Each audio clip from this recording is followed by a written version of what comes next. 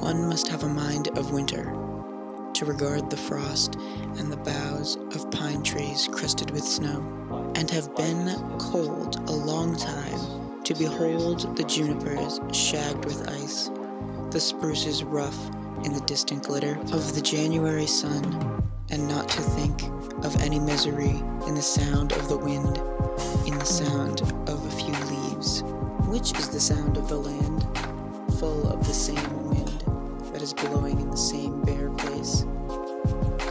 For the listener who listens in the snow, and nothing himself beholds, nothing that is not there, and nothing that is. This week I read The Snowman by Wallace Stevens. The whole idea behind a snowman is that it's temporary. It's something you put up in the snow and it's gone the next day. Honestly, great pick because it was freaking cold almost every day.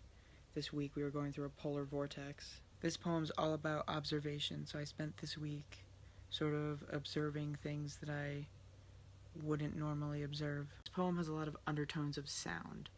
Sort of the sound of snow, the sound that snow muffles. You know, when you're in a snowstorm, it kind of drowns out the sound. That's pretty easy to listen, especially in a dorm where everyone's making noise constantly. It's kind of hard to get silence. So this week I kind of slowed down things and listened. Listening for the silence that you're not supposed to notice.